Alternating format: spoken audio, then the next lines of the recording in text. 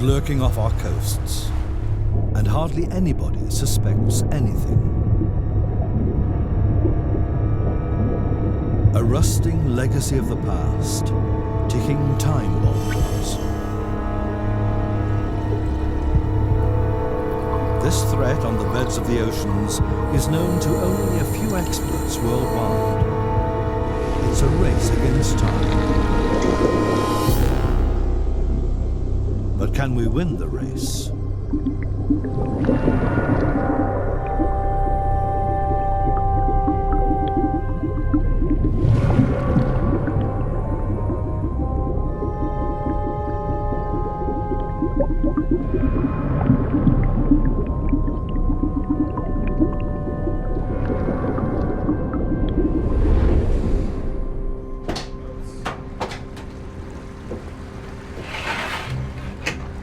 At the Baltic port of Gdynia in Poland, an expert team from the Marine Institute of Gdansk prepares to put to sea on the research ship Imor. On board are hydrographers, divers and biologists. They've been working together for years.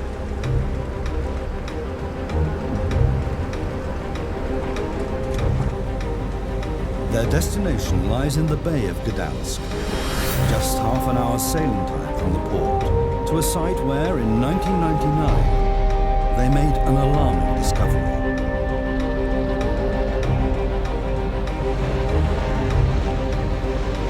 Head of the crew is Benedict Hack, a former commander in the Polish Navy.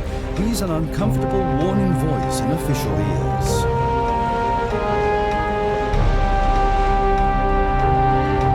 Oczywiście nie wszystkim urzędnikom podoba się to, co robimy, ale nasza rola nie polega na tym, żebyśmy się podobali lub nie. To jest coś więcej, mamy coś w rodzaju misji.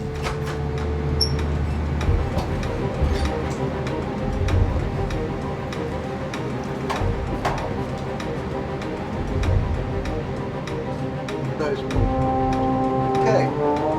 Andrzeju, zatrzymujemy się, stop maszyna. Jesteśmy na pozycji.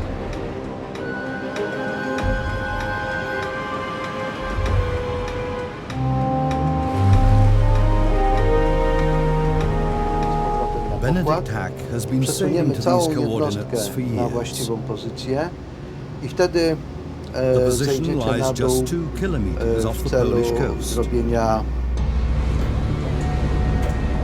The unspoilt beaches of the Bay of Gdansk are seen as the Polish Riviera. It's a mainstay of East European tourism.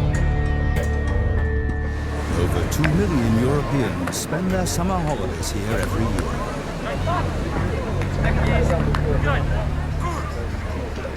Oczywiście możesz zaplanować wakacje tutaj w pobliżu i one będą udane. Plaże są ładne, ludzie mili, sądzą, że zawsze tak będzie, ale tak nie jest niestety. Niestety nie, bo tutaj jest coś takiego, o czym wie tylko kilkanaście osób, a to jest niestety groźne dla nich również.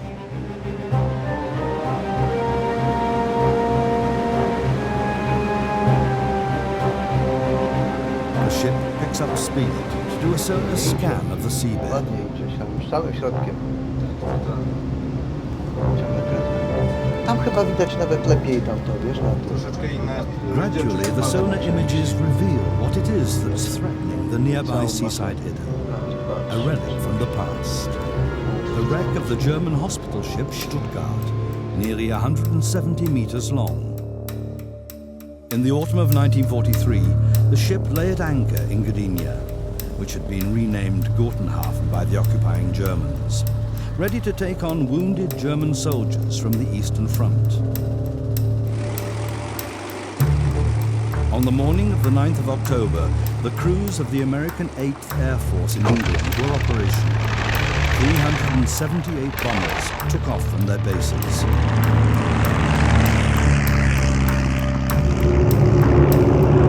Their mission? To destroy the strategically vital ports and dockyards of the then Danzig and Gotenhafen. After a flight of over 4 hours, they reached their target area.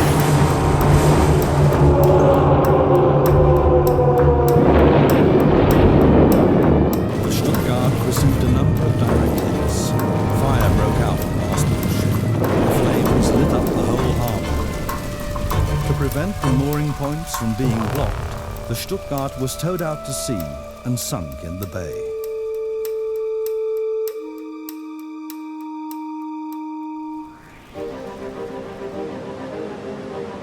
The event is just a side note in the history books.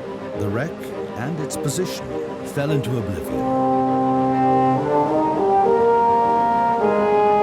Until 1999, Benedict Hack found the Stuttgart when he was mapping the seabed of the bay for the Gdansk Marine Institute. Since then, he has regularly returned to the position with his research ship.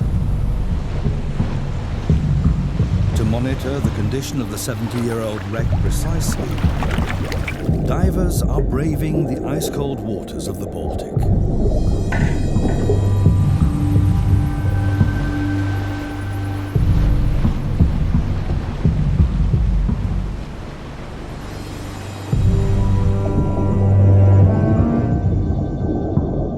The Stuttgart lies a mere 20 meters down, overgrown with seaweed and shells. Not much is left of the former hospital ship. Just a few remains stick out of the seabed over a length of 2 football fields. In the 1950s, the wreck was partly blown up to salvage the steel for sale. At first glance, the wreck and its surroundings look harmless enough.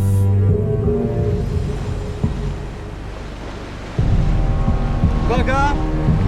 Widzimy! As with every sortie to the Stuttgart, the researchers use a grab to take samples from the seabed.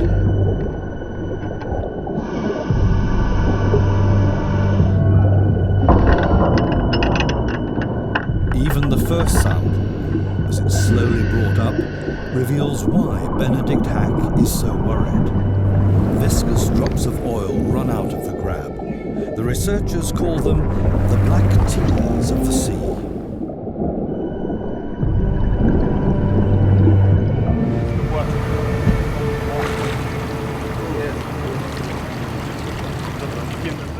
Over the years, they've collected over 1,000 seabed samples from the Stuttgart. But what Benedict Hack and his team are bringing to the surface this time puts all previous samples in the shade.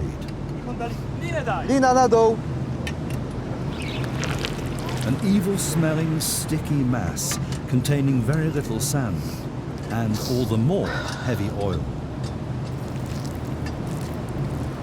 So much oil. What a filthy mess.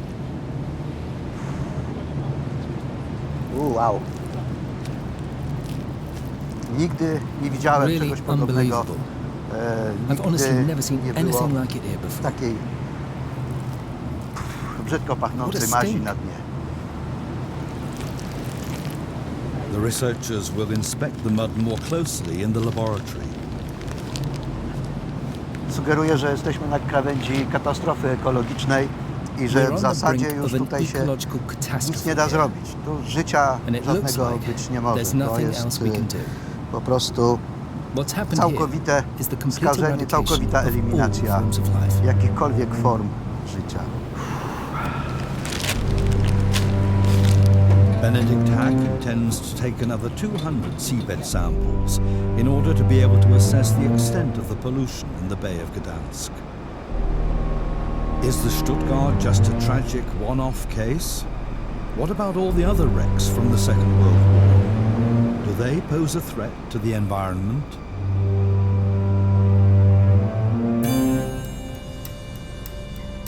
Less than 20 kilometers away from Benedict Hack and his research ship lies the Westerplatte Peninsula.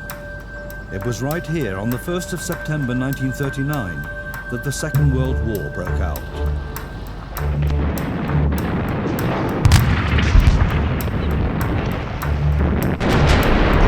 At 4:45 a.m., the German ship Schleswig-Holstein opened fire on Polish positions. It was also the prelude to a 6-year naval war with huge losses. Gigantic fleets fought for supremacy at sea around the world.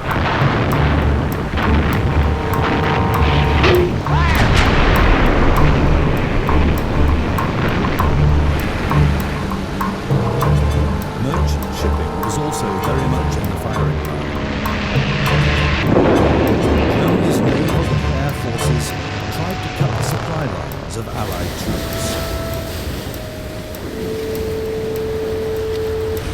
Dreaded above all were the German U-boats, the Grey Wolves. In June 1942, they sank an average of one ship every 6 hours. But how many ships altogether were sunk back then? And how many of them pose a threat today, like that of the Stuttgart?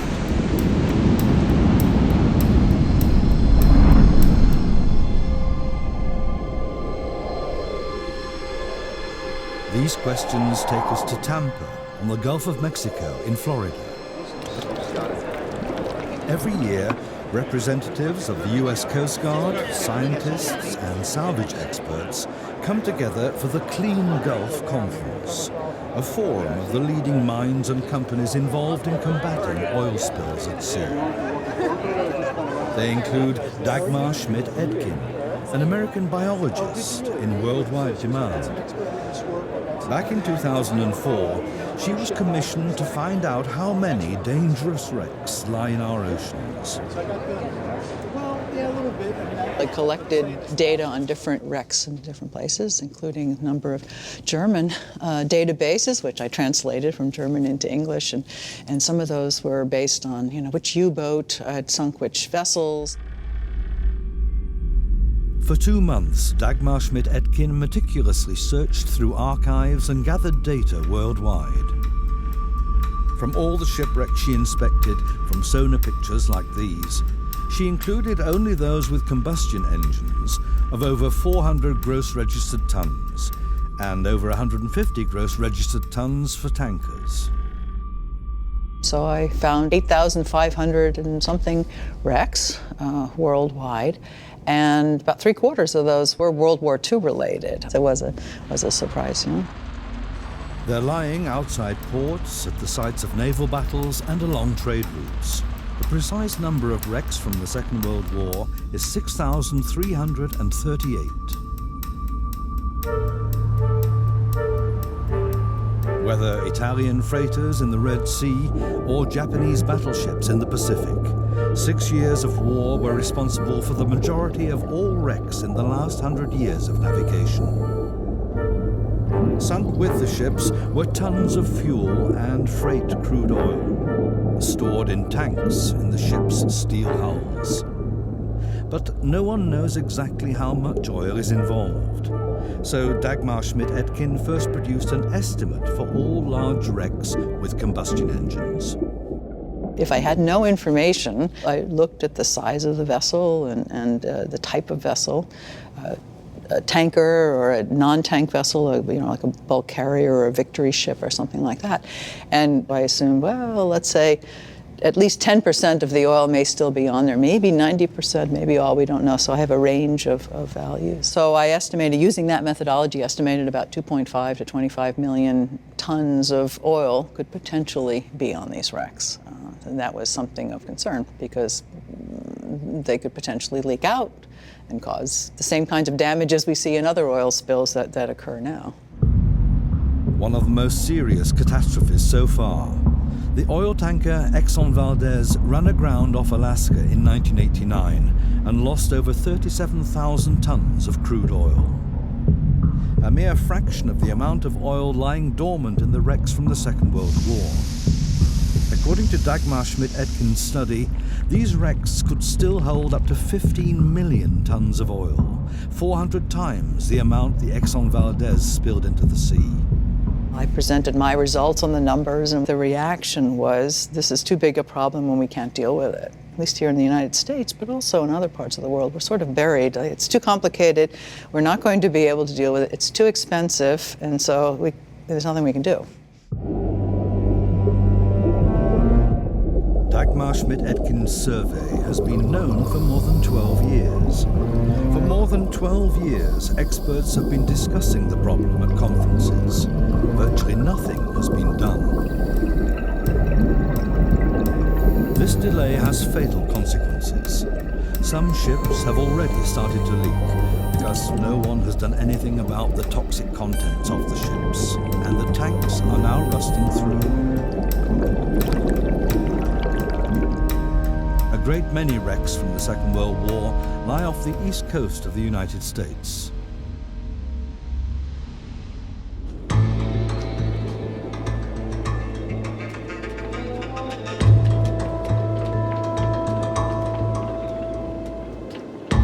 A research vessel puts to sea.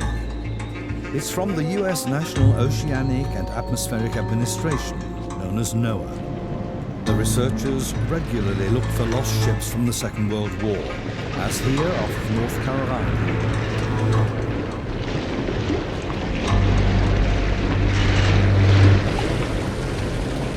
Before Dagmar Schmidt-Etkin's study, it was mainly underwater archaeologists who were interested in wrecks.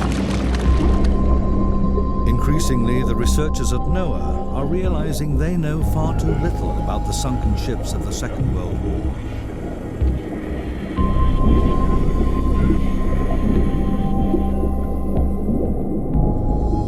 They therefore check the condition of every wreck they discover. How badly is the ship rusted?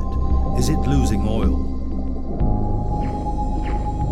Finally, they measure the wreck with millimeter precision by laser.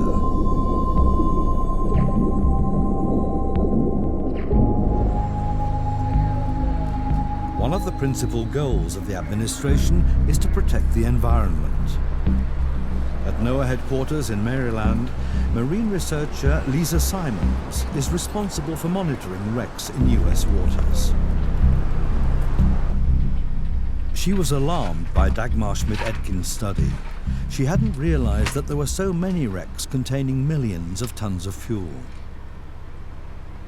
Well, there was a lot of concern, and that was something that we were very aware of, because there's been a lot of allegations about the waters of the United States, the waters of Germany, Europe, Japan being full of ticking time bombs. With the 20,000 points on it, there are actually 30,000. Lisa Simons wants to know exactly. In 2010, the US Congress granted $1 million for NOAA to find out whether and what dangers are posed by the sunken ships in US waters. More than we can characterize in sanctuaries. It has taken a lot of very painstaking research effort with the archives, going back to the newspaper records. Sometimes you can find living crew members who remember being on a vessel or hearing about what happened to a vessel. What's the size of the ship? How much oil had it taken on board? What sort of fuel was it?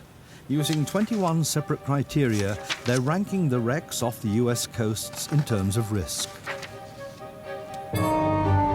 Lisa Simons is currently gathering information on the freighter Coast Trader. In 1942, a Japanese submarine sank the ship off Seattle.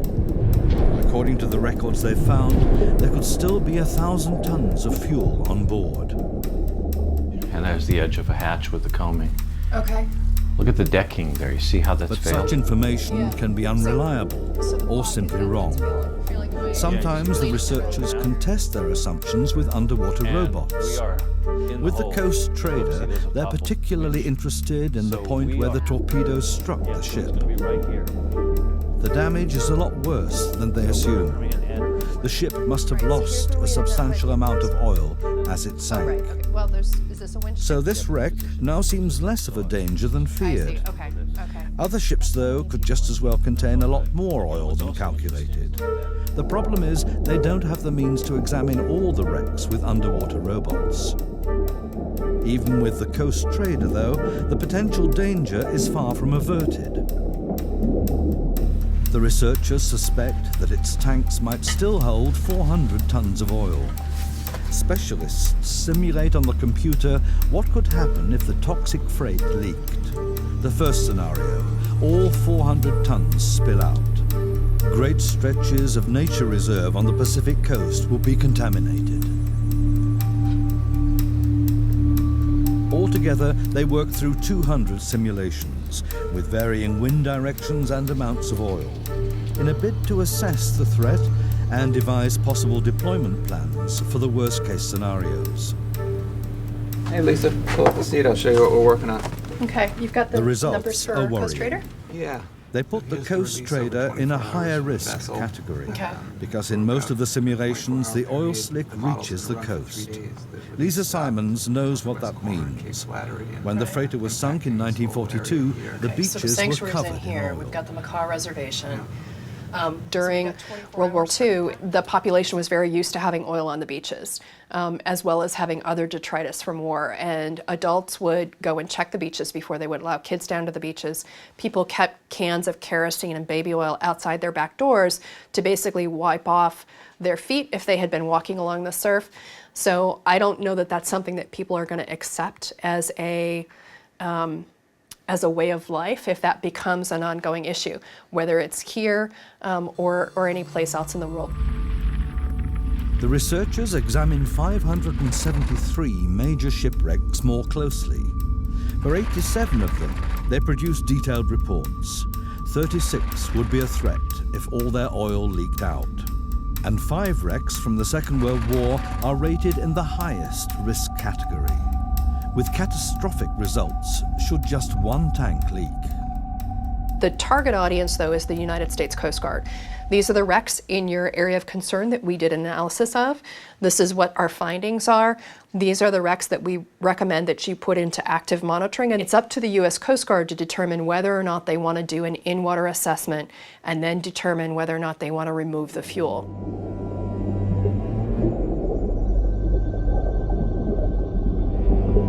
But the US Coast Guard has hardly reacted to the report from NOAA. They have so far not examined more closely a single one of the wrecks rated extremely dangerous, let alone pumped out the oil.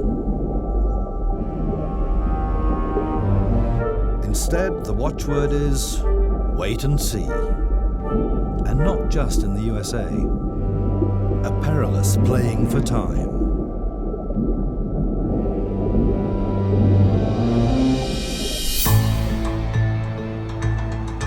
But the marine researchers are not prepared to wait and see. NOAA operates its own satellite and information center. Here, analysts evaluate data in real time for the US Weather Service and work out long-term climate models.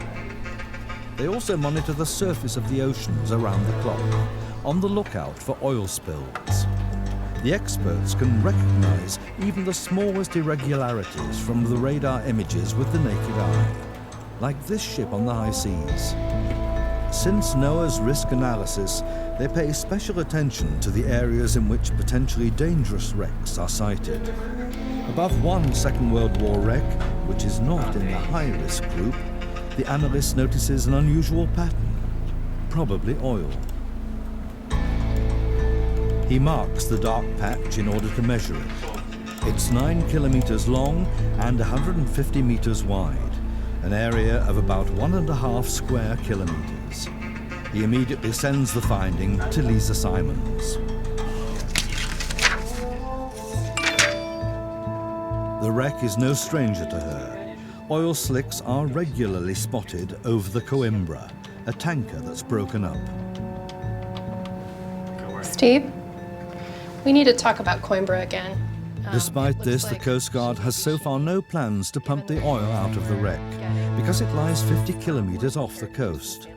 In the past, the oil slicks have dispersed in the sea, but with a bigger leak, the oil could reach the coast of New York, a risk that the authorities are prepared to accept.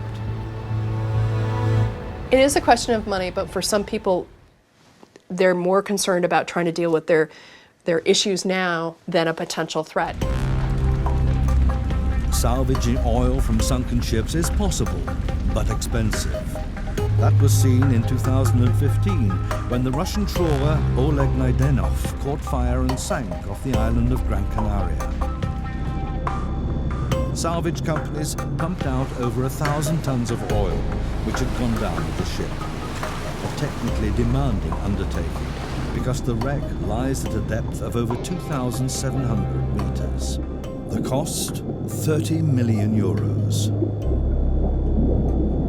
At this point, I believe we can take care of any wreck. We can operate in any operational environment and any ocean depth at this point. It's just a matter of making the decision to go and look for the wreck and then to solve the problem. That's all we knew, right? We only had a newspaper article. Jim Elliott is a former officer of the U.S. Coast Guard and vice president of the American Salvage Association, a recognized expert for difficult salvage operations around the world. The first thing to happen nowadays after a shipping accident, if the oil threatens the environment, it's pumped off. Otherwise, the owner of the ship is liable for environmental damage. In the case of the Oleg Naidenov, underwater robots cut open access holes to the fuel tanks. By remote control, funnel-shaped collecting vessels were then installed into which the viscous fuel oil would flow under supervision. But are the salvage operators also called out for wrecks from the Second World War, which have been rusting away for decades? To be honest with you, it's very rare that we do this. It's amazing that we're still talking about these wrecks and they haven't been, the issues haven't been solved. But there's an argument that if that oil releases, if you're in an environmentally sensitive area, it could be a lot more catastrophic and definitely a lot more expensive in the long run to do that. So for example, you're dealing with the pollution recovery costs, and once oil's released from that wreck, you can only recover, say, 10 to 25% with current technology on the surface. So really, it's a losing game once the oil is released.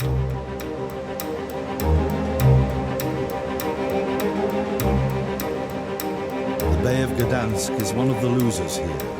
Oil already leaked out of the Stuttgart years ago. And Benedict Hack has himself experienced the wait-and-see attitude of the authorities. Ludzie zamykają oczy, boją się podejść do takiego rozwiązania. People are just Nie wiedzą, closing co their eyes zrobić. because they Nie simply mają don't za know co. what to do. W związku z czym mówią, I shut to nie nasza and sprawa. pass the problem on, in the hope that Może someone or ktoś, a other może will nie. deal with it Ale sometime or rząd się other. poczuwa już w tej chwili, tylko że ma bardzo mało Slowly, the government is takiego starting napędu. to Jakby reconsider. Trzeba ich But it mocno has to be przykręcić, pushed żeby to act. spróbowali coś. And that's what I Trochę do. Goliat It's a bit like David and Goliath, walczący z or Dawidem, Don Quixote. może trochę Don Quixote z La Manczy, ale That's my job. taka jest moja rola. Benedict Hack employs persistence and facts in a bid to get the Polish Environment Ministry to remove the environmental damage caused by the wreck of the Stuttgart.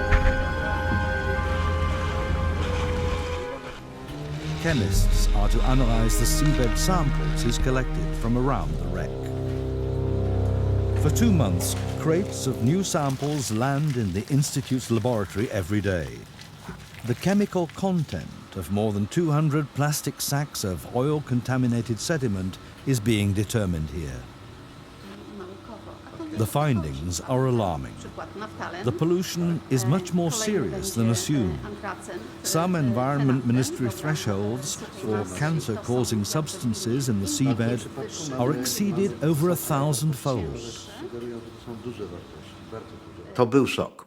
Rzeczywiście nikt się nie spodziewał. That was a shock. Poszliśmy z No one pytaniami expected do innych instytucji, które So się we took the zajmują results to other takimi institutes. badaniami. But all they I said oni was, powiedzieli, no po prostu not jest possible. niemożliwe. To tak You're nie ma imagining tego, it. po prostu to wam się tylko wydaje. Early morning. Benedict Hack wants to find out just what these values actually mean for the Bay of Gdansk. If there's an environmental impact, then one group in particular must be aware of it.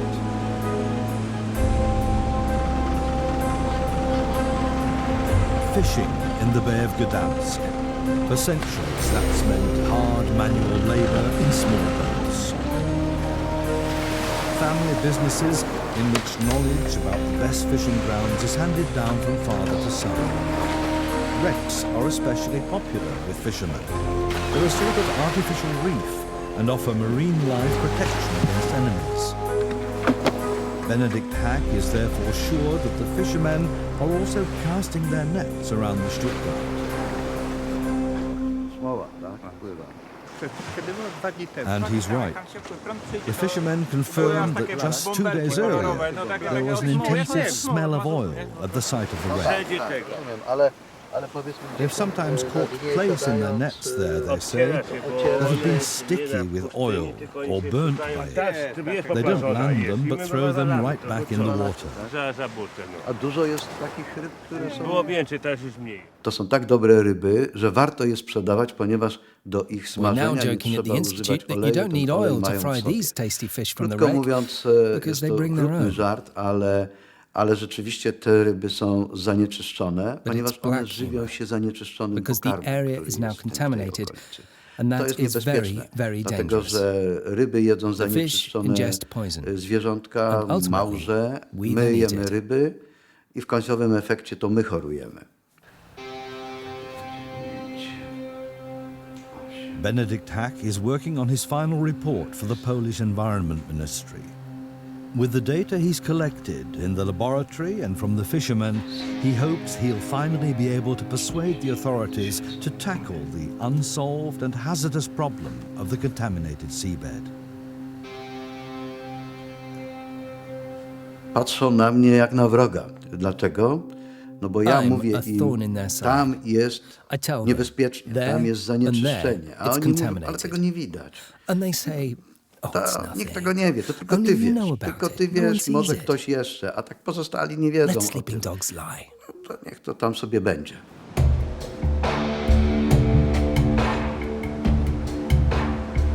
Are all countries reacting the same way to the slowly disintegrating wrecks? Don't look, wait and see. Because of its rugged fjord landscape, Norway has a coastline of over 20,000 kilometers.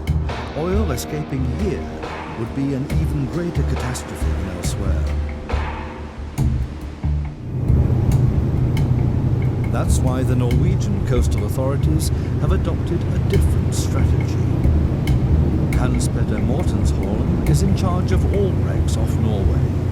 He's heading for the site where a German Second World War ship sank. What he finds shows clearly that waiting is not an option. Marine diesel is surfacing, drop by drop.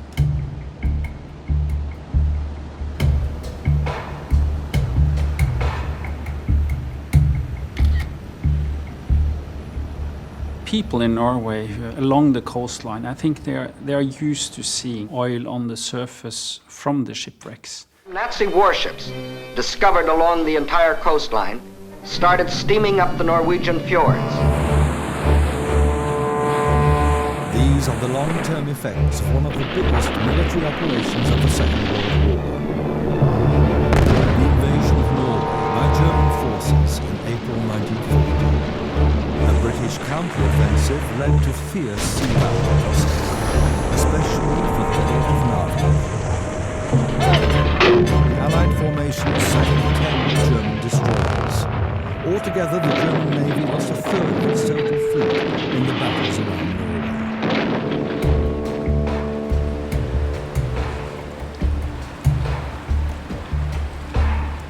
The traces of the fighting are still visible today.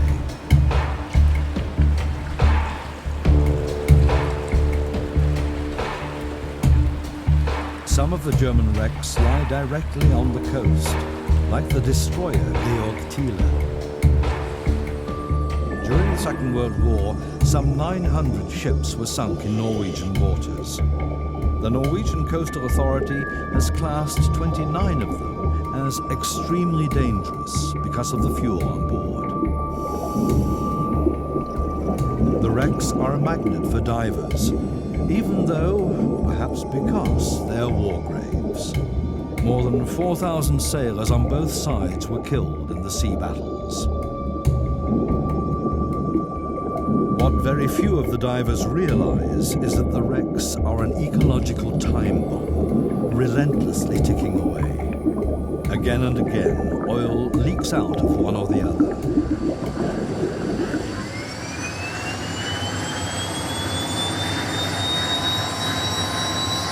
Hans Petter Mortensholm monitors all the wreck sites with high-definition cameras like the military use to spot the leaks in good time.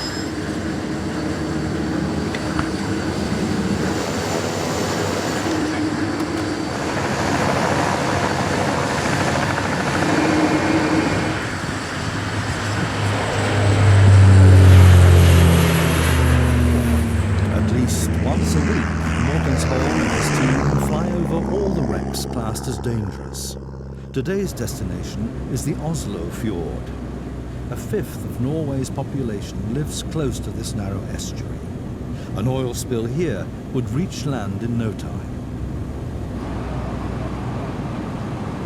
The fjord flows past the coastal fortress of Oscarsborg, which played a key role during the war.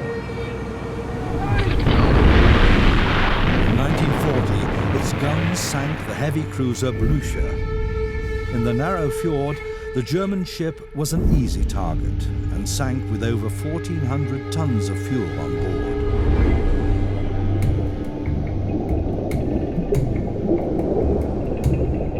The wreck of the Blücher now lies at a depth of 70 meters.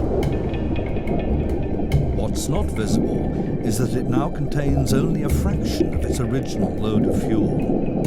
The Norwegian Coastal Authority had most of it pumped out in a controlled operation in 1994 to avert a catastrophe.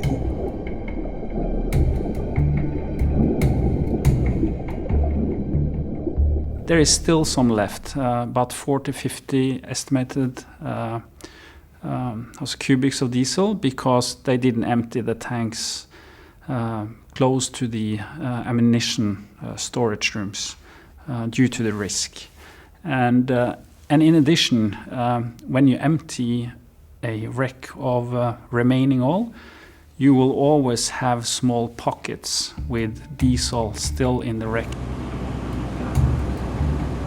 From the air, Hans-Petter Mortensholm again and again spots some of the remaining oil leaking out of the Blücher. If it gets worse, he may have to conduct another pumping operation, despite the risk of an explosion.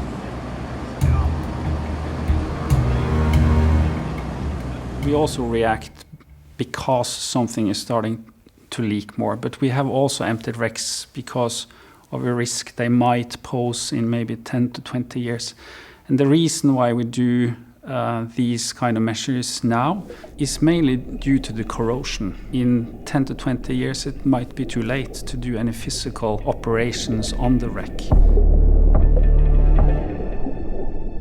Norway is the only country in the world which is already investing in safeguarding its coasts. While other countries, like the United States, prefer to wait and see rather than pumping, the wrecks continue rusting away. Depending on salt content, water depth or temperature, steel plate loses between 0.5 and 2 millimeters in thickness per decade. It doesn't sound much, but it adds up over time. In the Pacific, Australian researchers discovered that if steel plates lose between 3 and 10 millimeters of thickness, they become unstable and can break under even light pressure. Many wrecks from the Second World War are already entering this critical phase, or will do soon. The Norwegian government does not intend to wait until a catastrophe happens. It ordered 7 more wrecks to be pumped out preemptively. The steel walls of the tanks are still stable enough to insert valves without breaking. The engineers also pumped out the German destroyer Erich Giesel, but they discovered something unusual. Especially the German bunker oil has an extremely strong smell. So we were interested to see how toxic is the oil, the bunker oil from the Second World War.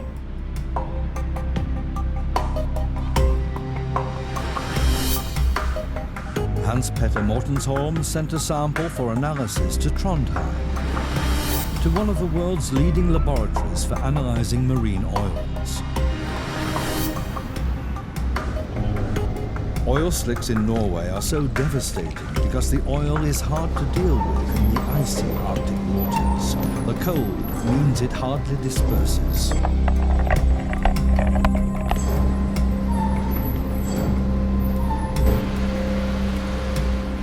The size of the droplets is also crucial in an oil spill. It determines how broad and thick an oil slick is, because one oil differs from another. The researchers here have already analysed over 3,000 different types of oil.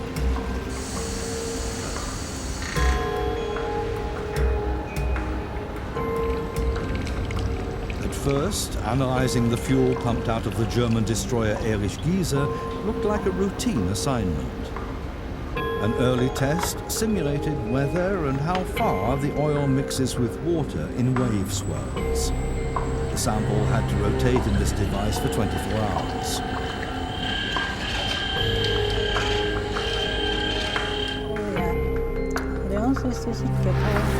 Meanwhile, the scientists determined the precise chemical constituents of the Erich Giese oil. That brought a surprise. Some of the values were exceptionally high. We had never seen that before, so we thought first it was some kind of contamination in our laboratory. But then we did a new setup and it was the same. And we looked at the chemistry, we understood that this is a really strange oil. We have never seen anything as toxic as it before. Shortly afterwards came the next worrying find. Seawater and oil had resulted in a sludgy emulsion. In a leak, this mixture would be hard to pump away, while a comparison sample of British oil from the Second World War hardly mixed with the seawater at all. What no one knew so far, how would living organisms react to the strange oil? Tiny crustaceans form the basis of the food chain and are therefore the engine of the North Atlantic ecosystem. The researchers prepared a mixture of 40 parts seawater and 1 part of the unusually heavy oil. The copepods have to spend 96 hours in this liquid.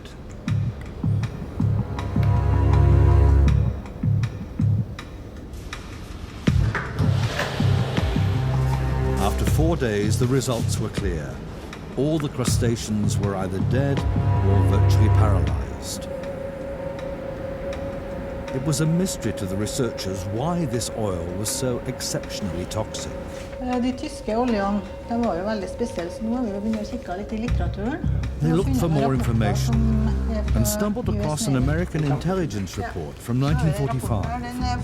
According to this, Germany had massive shortages of crude oil in the Second World War.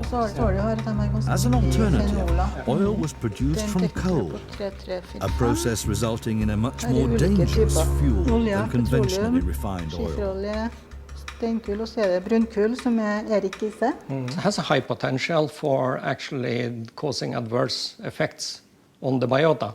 So there is something that should not be left around for waiting it for corroding to pieces and then start to do action about it, but it's something that should be preferably removed in a controlled manner. Benedict Hack has also heard of the findings in Trondheim and is worried. His chemical analysis of the Stuttgart oil is very similar. He knows that highly toxic oil is contaminating the seabed.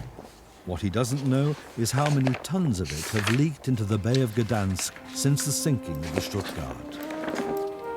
He looks for answers in the archives of the National Maritime Museum. The documentation reveals the first clues. Before it sank, the Stuttgart was ready to set out to sea, so its tanks must have been full of highly dangerous synthetic fuel.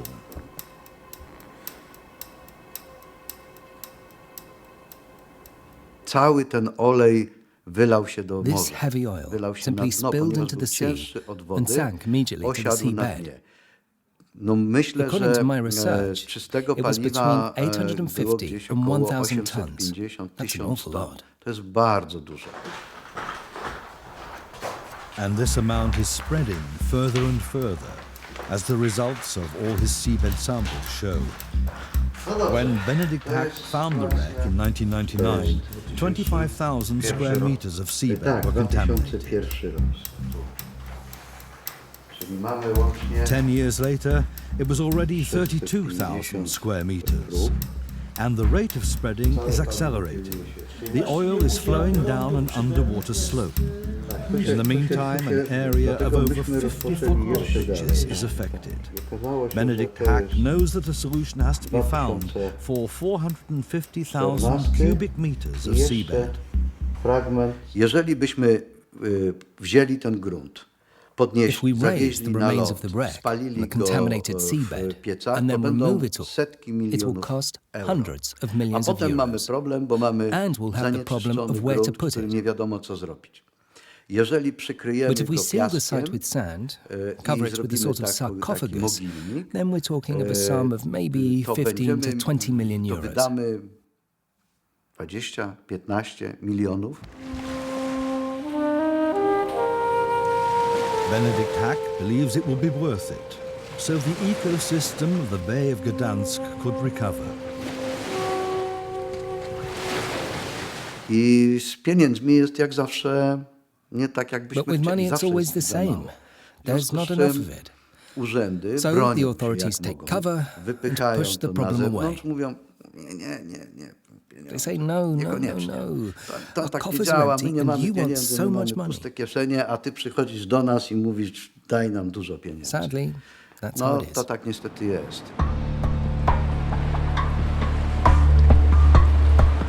But why should the Polish authorities pay the costs alone? Why doesn't Germany pay? The Stuttgart was a German ship after all. The question is, who is responsible for harm caused by wrecks from the Second World War?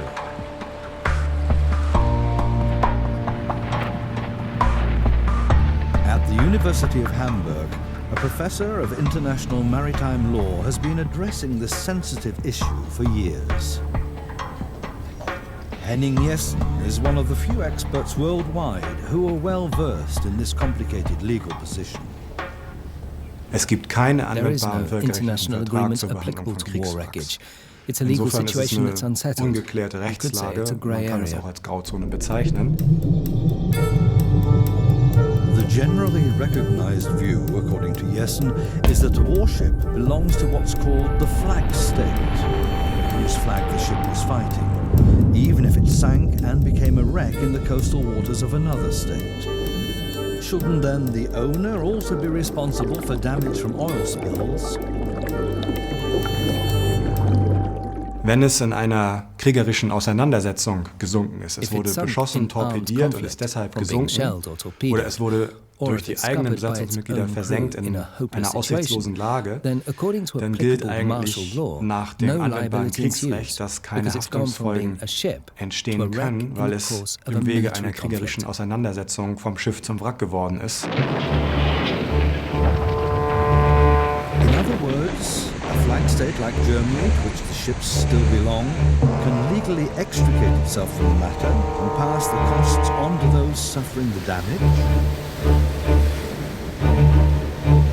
Man muss zwischen der moralischen Sichtweise trennen. Das ist tatsächlich so, dass normalerweise auch eine freiwillige Selbstverpflichtung oder zumindest ein Entgegenkommen gegenüber einem Küstenstaat, der geschädigt ist, angezeigt wäre. Aber juristisch gesehen kann ein Flaggenstaat genauso vorgehen.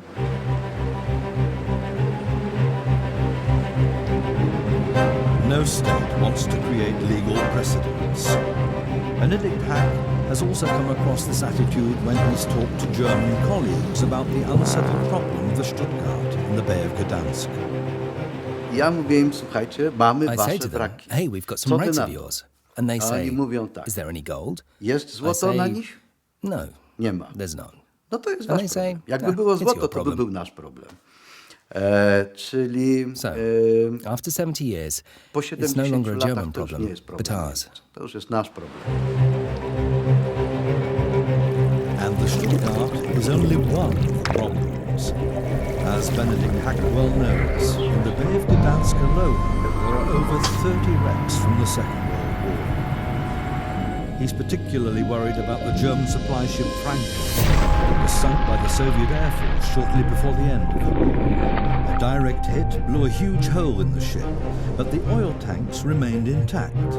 They could hold 6 times the amount of oil that has leaked from the Stuttgart. But it's likely that neither Poland nor Germany will feel responsible for pumping out the oil. Another wreck from the Second World War, one of over 6,300 worldwide, whose future is uncertain. It is a problem that's not visible until it really happens. So it's if the vessel breaks up, if there's a spill, then we'll deal with it. These ships are doing nothing but deteriorating. They're sitting in salt water since the early 40s. It's going to become a chronic process, and you can either deal with it in place or you can deal with cleaning up oil on the beaches on a more routine basis. Pytanie jest tylko, kiedy to zrobią i w jakiej wielkości zanieczyszczenie będzie mieli na powierzchni. Decyzja o tym, co zrobić, należy do nas.